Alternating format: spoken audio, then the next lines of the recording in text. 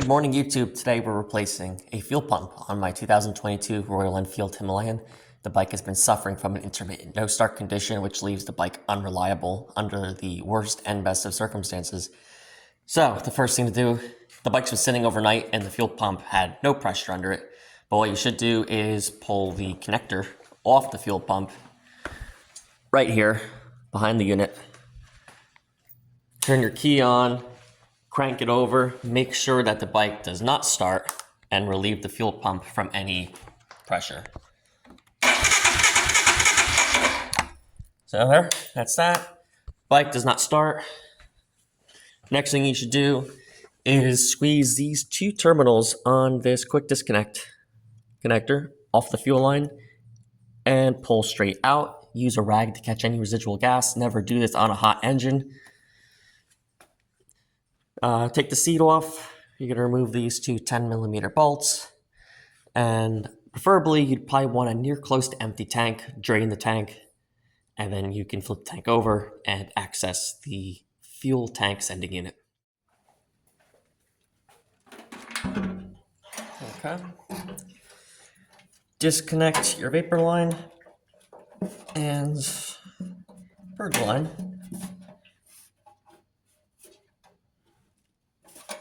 Easier said than done sometimes.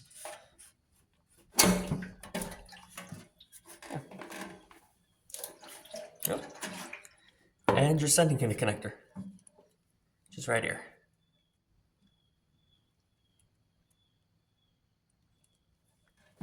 Sometimes that takes two hands. There we go. And place that to the side.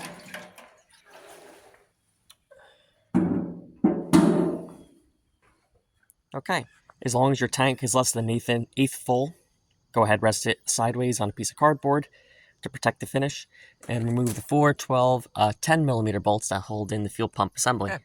Once those 4 bolts are removed, the pump should easily just remove from the tank. Now, be mindful of the orientation.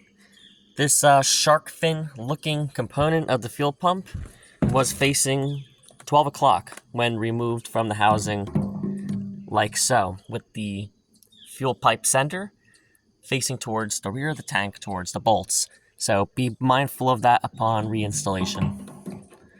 So go ahead and place that there. Here is our new fuel pump assembly from Royal Spares off eBay. It did not come in a Royal Enfield box, but based upon the markings, it kind of looks like the original. I'm not sure. And we're going to reuse the O-ring because it didn't come with a new one, and we're just going to chance it. But it wasn't leaking before. I don't think it'll leak now. But if it does, it's an easy fix. So if you do order one of these off of online, be mindful that you get the replacement gasket. While we're here, I'm just going to clean up this gasket surface with a little bit of 220 grit sandpaper, which may be good just to make sure that gasket seals. The rust will just come back, but it's just to make sure this gasket gets a good seal. And I guess you could use some sort of dielectric grease on the O-ring, but I don't know what's safe for this petroleum gasket, so I'm just going to put nothing on it. But yeah, clean this up before you install the new fuel pump. A few minutes of scrubbing later, you can see that gasket surface is nice and smooth and clean.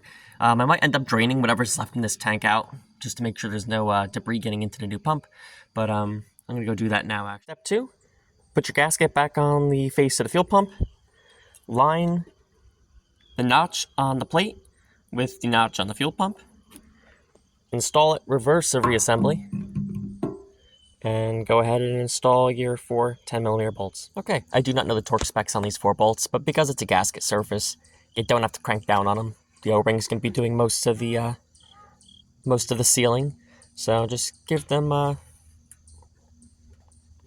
little turns each with a 1/4-inch ratchet. And that's more than sufficient. It's probably tighter than what these were sent out with.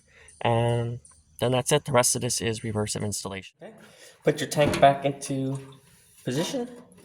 First thing you'll do, reversive installation, is plug your fuel sending unit back in. Good. And you have your vent line and your canister purge valve line, I believe. So we'll start with the vent hose. good. This is the old vent hose, which rotted to pieces, which I could probably rip that out at another time. And where's the vapor line go? Oh, here it is. That little clamp you can kind of just put on by hand. Okay.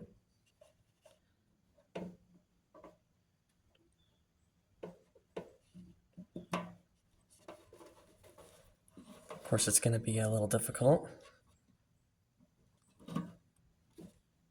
Put that on. Squeeze it up and over. Make sure it's all the way seated. And squeeze your clamp back into place. That's it. Sending unit, vent line, purge valve line. And when you seat your tank, make sure you don't pinch any of these lines or else you're going to have trouble with tank pressurization and other starting and running issues. So just be mindful of that. Everything just kind of sits down here in the gully of this fuel tank, but it's kind of nothing really has a perfect home, so to speak. So just kind of be careful when you set this into place. It's kind of just trial and error, really. What you can do is just set the tank and then make sure all your hoses still move once you bolt it down. Reinstall your two 10mm bolts here on the fuel tank.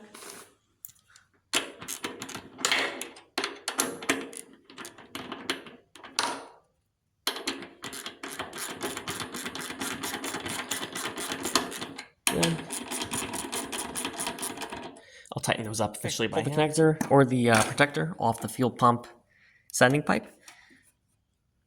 This gasket in here is really non-serviceable. I wouldn't grease it with anything. I just kind of popped it on there. You'll hear it snap into place. No further action is needed. Then take your 5-pin connector, line it up the correct way with the little tab facing the engine block. You'll hear that snap into place. Make sure your little gasket cover or the rubber cover is over the connector. And that is really it. Pop your seat back on, and that's all there is to it. Now we should have no more starting issues with this bike.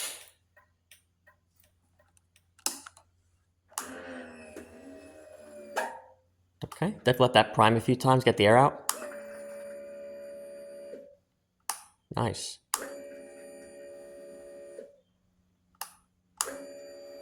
Okay, sounds like all the air's out. Give her a fire.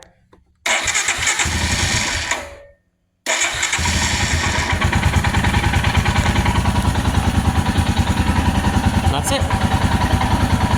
This check engine light will go out in a couple drive cycles. Otherwise, there's some smoke and mirrors you have to do with a paper clip and a connector under the back seat, and I'm not doing that. And that's it, guys. Hopefully we have smooth roads from here on out. Safe riding.